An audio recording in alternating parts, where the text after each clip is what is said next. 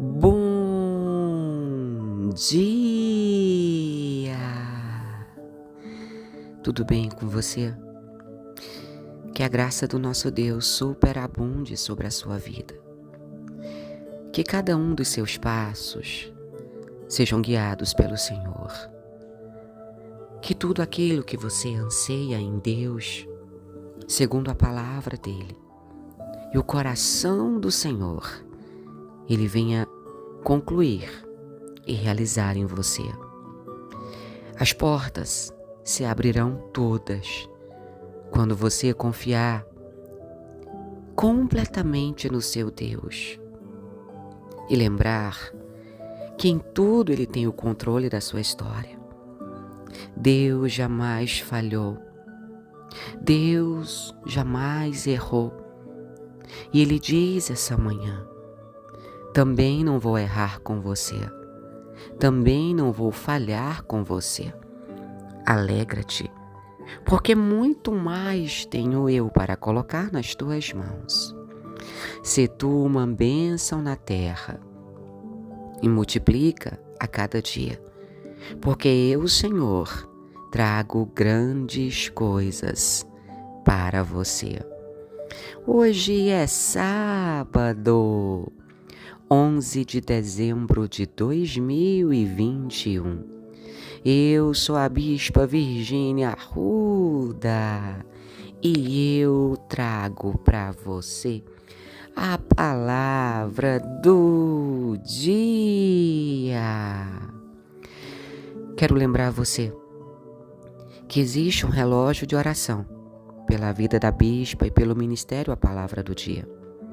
Se Deus falar com você, ore por mim, ore pelo ministério. Se você tem sido abençoado através desse ministério no decorrer dos anos, agradeça orando. Deus vai te recompensar. Eclesiastes capítulo 5, versículo 1 em diante diz assim: guarda o teu pé quando entrares na casa de Deus. E inclina-te mais a ouvir do que a oferecer sacrifícios de tolos, pois não sabem que fazem mal. Não te precipites com a tua boca, nem o teu coração se apresse a pronunciar palavra alguma diante de Deus. Porque Deus está nos céus, e tu estás sobre a terra.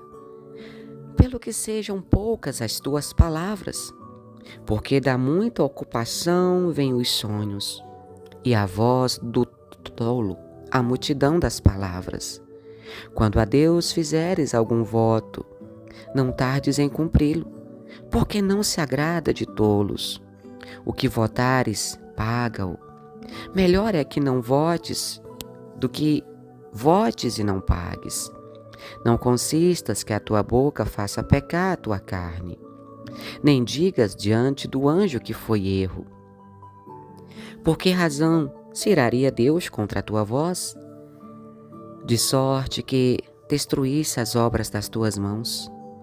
Porque como na multidão dos sonhos a vaidade, assim também nas muitas palavras, mas tu tem temor a Deus. O escritor de Eclesiastes, ele vai nos dar conselhos práticos para o nosso dia a dia. Para ter uma vida de sucesso, para ser bem-sucedido, ele começa dizendo que nós precisamos guardar o nosso pé quando entrarmos na casa de Deus. Algumas pessoas vão interpretar essa palavra ao pé da letra. Quando eu for para a igreja, bispa, eu tenho que estar bem com Deus? Eu tenho que guardar o meu pé para não errar? Não, não é isso que a Bíblia está dizendo. A casa de Deus é o meu lugar de adoração. Eu sou a casa de Deus. Eu sou a morada de Deus. E se eu sou o lugar aonde Deus habita, porque a Bíblia diz que Deus, nos tempos de hoje, desde a renovação da aliança, Ele não habita por templos feitos por mãos humanas. Desde que Jesus veio à terra e Ele construiu uma aliança comigo e com você. Através do sangue dele derramado na cruz, nós somos a morada de Deus. E o escritor de Eclesiastes está dizendo: guarda o teu pé, ou seja, pare de errar, pare de andar nas próprias dificuldades do seu ser, nas próprias concupiscências da carne, e conserta a tua vida diante de Deus. Inclina-te mais a escutar do que a oferecer sacrifício de tolo. Você já parou para escutar Deus? Tem uma música que fala: às vezes eu me encalo para ouvir Deus falar. Se eu estiver errada, me corrija. Passamos a vida inteira dizendo: Deus, posso te mostrar como é que o Senhor tem que fazer aqui? Deus, posso te falar como é que tem que acontecer aqui? Quem o Senhor tem que trazer? Quem o Senhor tem que tirar? E Deus, querido, Ele tem planos maiores que os nossos, planos melhores que os nossos. Todas as vezes que nós tentamos ajudar Deus quanto à nossa vida, nós nos frustramos, porque nós não conhecemos um lado que está por vir. Nós não sabemos nada, mas o Senhor, que contempla todas as coisas, Ele sabe o que vem daqui para o final do dia, o que vai acontecer daqui a um mês, em 2022, e Ele não precisa do nosso palpite. Será que assim vai ser melhor, Senhor? Descansa no Senhor. Para de falar tanto, porque tem momentos que Deus quer falar conosco. Mas nós estamos tão apavorados com tantas palavras, achando sempre que somos donos da razão. E nós não deixamos Deus falar conosco. Quanto tempo faz que você não ouve a voz de Deus? Alguns vão chamar a voz de Deus de intuição. Outros, eu acho que foi coincidência. Mas a voz de Deus é aquela voz que vem lá de dentro do seu ser, te direcionando a fazer a coisa certa. Que quando você está em perigo, Ele diz: não vai, não sai. E você não sai, Ele te dá livramento. Sabe, o escritor diz: é melhor escutar a Deus do que fazer sacrifícios de tolos. Porque quem faz tantos sacrifícios de tolo está fazendo mal a si mesmo. Ele diz: não se precipite com a sua boca. A gente se precipita demais, a gente fala demais. Olha, Deus, hoje eu quero que seja assim, amanhã eu quero que seja assado. Pare. Descanse no Senhor. Descanse na sua palavra. Deixe de falar tantas coisas e escute qual a direção dele para a sua vida. A Bíblia diz: entra no teu quarto, fecha a tua porta e ora. E o teu Pai que está em secreto te ouvirá em secreto. E em público Ele vai te responder.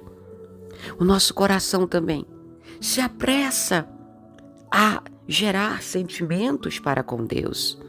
E o escritor diz: guarda também o teu coração, porque a Bíblia vai dizer que do coração procede o mal e o bem. Deus está no céu e tu estás na terra. Imagina Deus lá de cima, olhando para nós tão pequenos, mas tão atrevidos, com o dedo apontado e dizendo: assim, assim, assim, assim. E Deus dizendo: filho, você não sabe de nada. Você não sabe da história à metade, não tem noção do que eu preparei para você se você for obediente. Não temos ideia do que Deus preparou para nós. Só temos ideia do que os nossos olhos conseguem ver. E eu te asseguro que não se compara ao que Deus tem preparado para mim e para você. O versículo 3, ele diz: porque da muita ocupação vêm os sonhos, e a voz do tolo da multiplicação das palavras. Vivemos ocupados, né? Ai, se eu não fizer isso a tempo, eu não vou conseguir honrar os meus compromissos. Se eu não arrumar minha agenda, se eu não fizer isso aqui até o final do dia, não tenho tempo para nada. Nós vivemos assim. E dá muita ocupação que nós temos vivido. Sabe, vou ganhar tanto esse ano, vou comprar tantas coisas esse ano, vou construir tanto esse ano. E os sonhos de Deus? E os projetos de Deus? Aonde estão ficando na minha e na sua vida? Ai, tantas palavras. Poucas coisas executadas. Posso dar um conselho? Vamos parar um pouco e refletir. O ano está acabando. Se você não teve tempo de escutar Deus o ano inteiro, você pode fazer isso agora, não tem problema. Ele continua com os ouvidos inclinados para ouvir você. O escritor ainda diz: quando você votar alguma coisa para Deus, não demore em cumprir, não. Porque Deus não se agrada de tolos. O que você votar, você paga. Mas algumas pessoas, quando elas estão no auge da necessidade, elas costumam querer comprar Deus, e a Deus não se compra. Olha, Deus, se o Senhor fizer isso aqui por mim, eu faço isso aqui para ti. Se o Senhor fizer isso aqui na minha vida, eu vou doar isso aqui. Deus sabe que é tudo mentira. No fundo, quando você sair da prova, você nem vai lembrar que Deus fez por você. Algumas pessoas não recebem um milagre porque literalmente elas mentem para Deus, elas falam da boca para fora. E quando Deus concretiza, ou elas mudam a direção do voto que foi feito. E eu não estou falando somente de voto em dinheiro. Eu estou falando de voto em dinheiro, em oferta, em oração, em sacrifício, jejum, subir monte, tudo. Tudo que eu voto com Deus eu preciso pagar.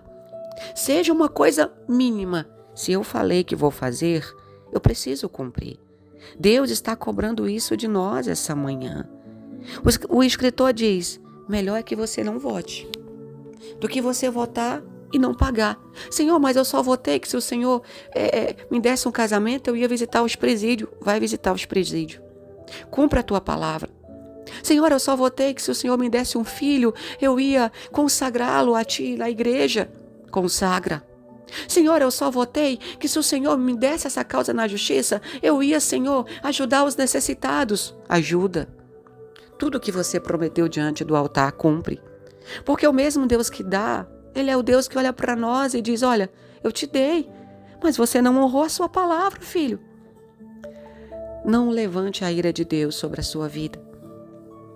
Porque o próprio escritor diz: quando a gente não pode cumprir o que promete, a gente não promete para ninguém, muito menos para Deus. Ele diz: não consintas a tua boca em fazer pecar a tua carne. Nem olhes para o anjo e diga: foi um erro. Tem gente que depois que recebe o milagre diz: não, Senhor, eu votei, mas eu me arrependi. Não, o voto não é lá para aquele lugar, não. O voto é para cá, sabe, Senhor? Como é meu e eu estou dando de qualquer jeito, eu vou dar para cá. Não, Jesus, eu ia subir o monte tal, mas é muito longe, eu vou subir esse.